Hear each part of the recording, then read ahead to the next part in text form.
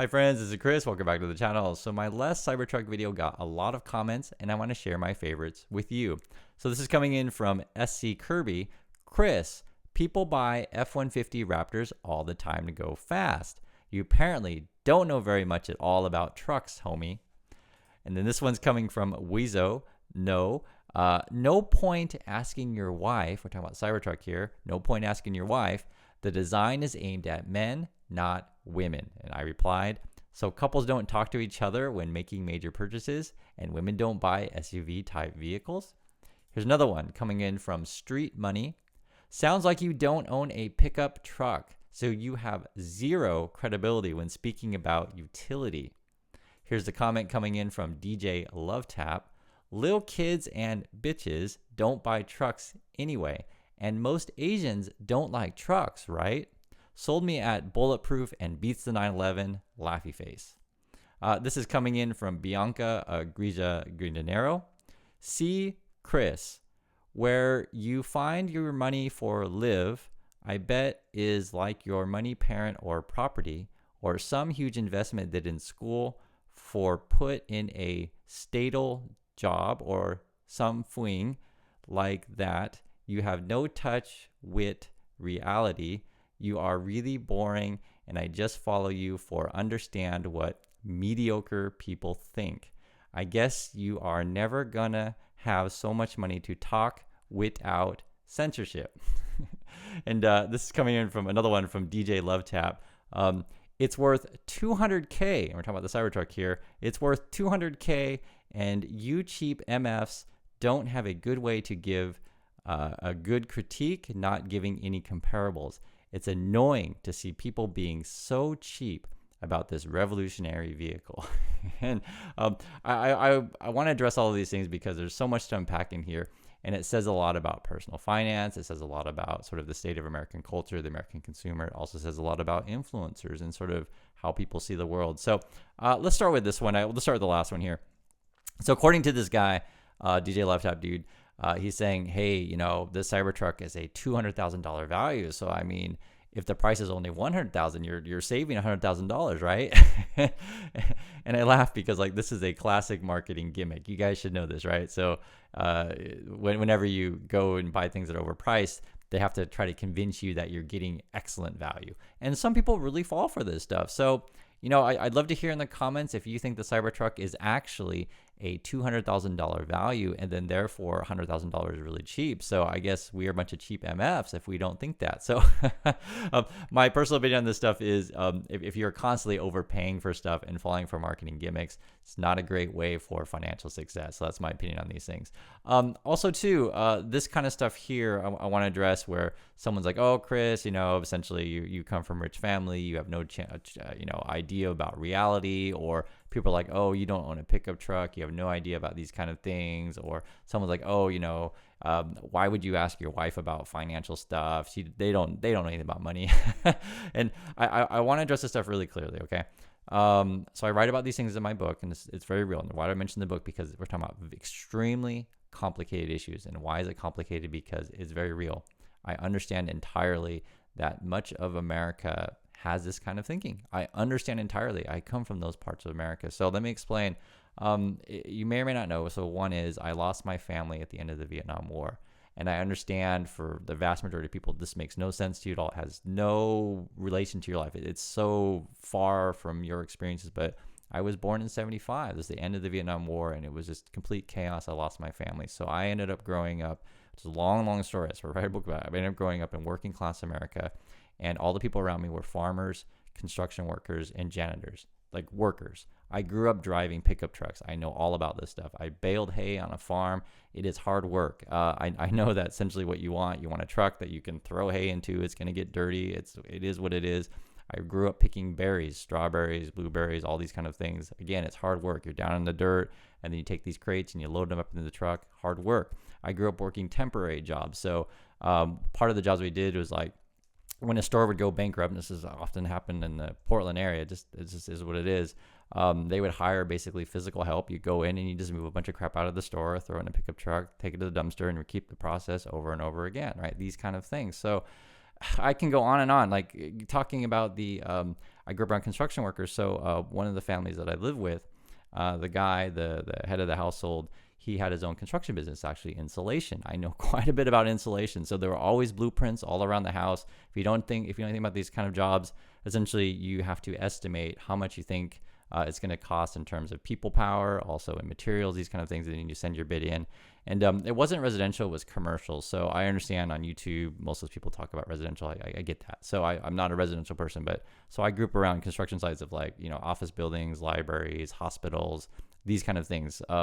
And essentially what you have to do when you have a truck, you put a bunch of dirty crap in it. It's like a real thing. So you have like tons of materials. So we have, fiberglass, insulation, this kind of stuff, buckets of tools. We had like this clay stuff as well. It depends on the pipes and that kind of situation. I'm just telling you because I know all about this stuff. But I get it. I get it more than you know. People look at me like, oh, Chris, someone that looks like Chris would never know anything about this kind of stuff. Someone who talks like Chris, he wouldn't know anything about this stuff. When I was a kid, okay, I knew that I never wanted to be in that world. I knew that I did not want to work with my hands the rest of my life. I knew if you want to make just a good life for yourself, you want to use your mind. So if I'm saying anything crazy, please let me know. And I'm not necessarily demeaning people work with their hands. Not at all. I grew up doing this stuff. I know what it means to work. I know that physically it's just not sustainable. It's a real thing. And I saw what happened to these kind of people. I'll give you an example. So, and one thing, and even though it's a complicated topic, so even though I really hated my childhood, the one thing that I kind of appreciate about it is I witnessed sort of what happens to people with bad habits, and for whatever reason, was different than everyone else. I decided not to follow that because yes, you can easily follow bad. What do I mean by bad habits? People who drink way too much alcohol, and I mean way too much, right? This is what a lot of these kind of people do. I lived around it. I really know. They don't study, they don't read, they just watch sports all of the time. And essentially, this is very real. This was in Portland, so we were big Portland Trailblazer fans. Everybody was, but a lot of people, they'll just sit around and drink all the time, and they complain that black people who can bounce the ball make too much money. And I know it doesn't sound very nice, but I'm telling you, I lived around this stuff. It was very real. I used to hear this stuff all the time. So it was such an awkward situation where like watching this stuff on TV and then complaining about said people on TV. But, from these kind of workers' perspectives, like they felt like, which is true, that they put in a hard day work, but why aren't they making millions of dollars, right? For someone who can bounce a ball. It's very real. The other thing too is also very real, which is very interesting. So, the family I live with, we would buy the base model Ford F-150s. So I have driven those things quite a bit. So I know how they worked entirely. I used to have to wash these things, right? So there's so much dirt and crap in it. You have to hose down the inside, et cetera. And so you do not want carpet and these kind of things. The other thing is like, essentially they would get the base model, get stick shifts. So these days, with kids, I don't even know if you can buy stick shifts anymore. Like the manufacturers are trying to gouge you so much. So I had to, grow up driving stick. I hated it. I hated driving the Ford 150. Just to be honest, I didn't like it. But I grew up driving that stuff, so I know how they work. I know how the Chevys work. A lot of the farms had Chevys. It depends. People had, whatever. And when I was a kid, I'd be like, hey, those new Toyota Tacomas look pretty good. This is back in the 80s. And, it was such a weird thing for them to even consider buying a foreign car. And when you go to the construction sites at that time, so today's different than then, but at that time, like everything was either Ford or Chevy essentially, or, GM. And, it would be really weird, or you considered a traitor if you, buy a car from like another country. It was kind of bizarre. But the thing is, though, there was clearly racism involved because no one would say bad things about you if you buy a BMW or Mercedes, right? Even though that's clearly a foreign car. But suddenly if you buy, Japanese made vehicle, oh no, you're a traitor. You're, it is what it is. Okay. I had a friend who, trust me, because I know all about this world. I had a friend who worked security at monster truck rallies, and I never went. He always invited me. I just never went. And he said, like, when you go to these monster truck rallies, and I don't know if they do this anymore. I just don't know. But they used to be a big thing. They'd run commercials all the time in Oregon, and it's like, Sunday, Sunday, Sunday, see the Bigfoot, rap over the cars, and blah, blah, blah. And if you grew up in these environments, you would know exactly what it is. But basically, this is real. People like cheer for their favorite teams to be like, oh, Chevy, Chevy. And there was people like, oh, Ford, Ford, Ford. And you basically watch, these monster trucks roll over Japanese imports. That was a very real thing. So again, I don't know if they do it today, but that's the world that I grew up in. So, I've been around construction sites. I've worked with trucks, etc. I know what a work truck is. And this is also very real, which I want to mention, is that it was really funny. And the guy, the head of the household that I live with would always complain that sometimes, or many times, like I said, many times, many of the workers would drive nicer cars than the, essentially, you can't really say CEO, we'll just say head contractor, the boss. Because essentially, they want to buy the flashy car. Lots of people did. I remember one of the guys that we knew, he drove like a Jaguar around, and it's like, you have the same job as all the other construction workers, but some people choose all to drive, whatever they want, and they spend all their money on said car. So, this idea that I don't know what a work truck is, I don't know what utility is so ludicrous. But I get it. I get it more than you know. I can tell you, I grew up fishing. I like fishing. I know what it is. I know what it means to get dirty and put a bunch of smelly fish in your truck, etc. So, who knows? The people who buy Cybertrucks, are they really construction workers? Are they really fishermen? Are they really campers? Who knows? I've been camping several times all over Oregon. That's where I grew up. You camp everywhere out there, all day, every day. I really know. It's not for me. You do you, it's fine. But with my wife and I, because she grew up more city person, she's from Korea. I always ask her if she wants to go camping and stuff like that, and she's more like, no, I'd rather go to a luxury hotel. So, everyone's different. I'm not demeaning camping. I miss going out in nature, that kind of stuff. But when you get to a certain level, you just rather be in a luxury hotel. You can still enjoy nature, but you just do a little bit better, and you can take showers and that kind of stuff. So, like I said, you do you. The other thing is too, which I want to address these kind of things, is it's funny to where like people say, Asians don't know anything about trucks and stuff like that, but like, a lot of brands and stuff like that do come from Asia. It's not like people don't know drive trucks here and like that. The thing with the pickup truck thing was this fascinating thing, which is different than USA, is that when you live in and it depends which country. So I can't speak to Europe because I just don't know. You guys can tell me, but or South America is probably pretty same to Asia. The person who's the worker, like the field hand or the farmer, etc. So they're going to drive around the pickup truck. Or in USA, the person who comes and like mows your lawn, they're going to drive the kind of the work truck, etc. So that's the worker, and the pickup truck is like a symbol of being a worker. So this idea that like being and driving a truck is like super cool and stuff like that. And like I said, if you like the vehicle, that's fine, but it's like a symbol of being a worker, right? Do you guys understand what I'm getting at here? So, for us, like if we move somewhere, we hire people who have trucks to like move all our furniture. We don't like, hey, I got a truck because I'm going to help you move it around. That's like more worker kind of thing, And like I said, I'm not demeaning work. I grew up working, but you get to a point where like I pay someone else and they do the work. The other thing is too, is I'm just keeping it real with you guys. I grew up in Oregon. I grew up around cars, all that culture. I really know. When I moved to New York City, it was a really different life. Like it's totally different. You take taxis everywhere. You can take the subway, etc. Yes, people do have cars. They totally do, but it's not that practical. First thing I did was sold my car when I got out there because it wasn't worth it. I mean, you're talking like, because we were just in New York City recently. I don't remember when I was a kid, it was like $20 parking, like crazy. And now it's probably like $50 an hour. And I'm not exaggerating. Like it is like ludicrously expensive parking. LA is the same kind of stuff. And so you're way better off just doing like taxi or Uber, that kind of stuff, or subway or whatever. And it's the same with the life here. It's not something that you really need. But for some people, right, depending on your situation, you tie your identity to your vehicle, right? And it's a very different lifestyle. Say you live in New York City, just for example, you want to go out in the night in the town and stuff like that. You take a taxi, you go to the club, and like you're not like showing girls pictures of your car.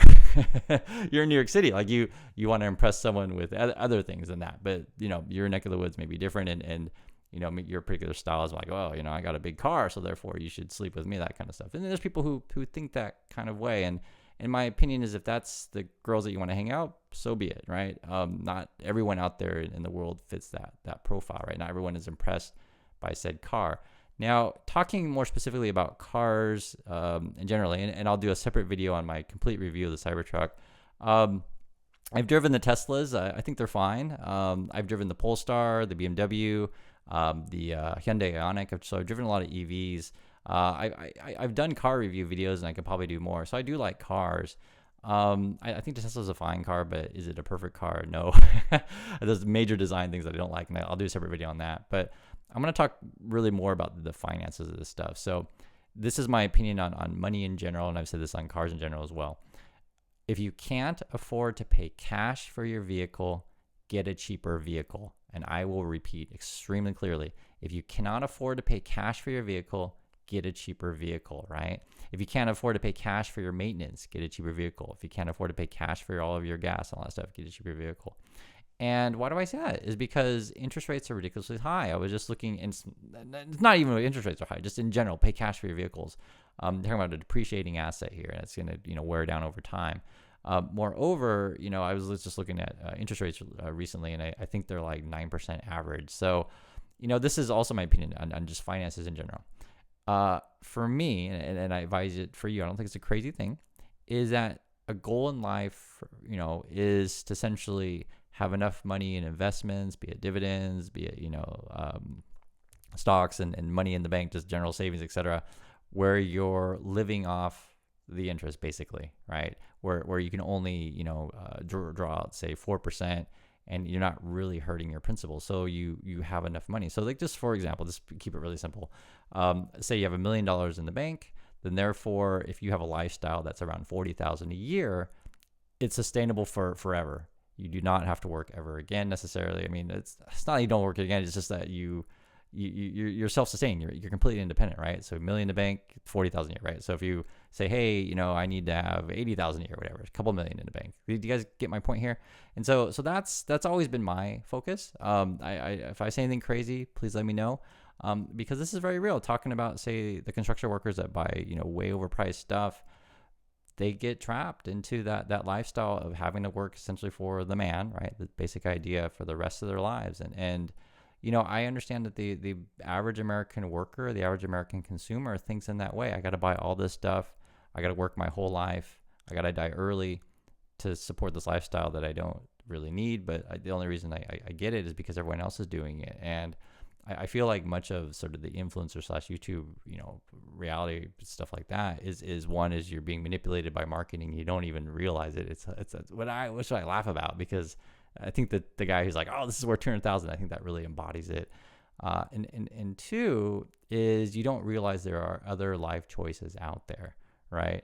The classic example that we just talked about a couple days ago, when unfortunately Charlie Munger died, and one of the quotes that really I've been talking about my wife the last couple of days, I just like how he worded it, was that, like, he's saying, for me, money isn't about buying the Ferrari, it's about buying freedom.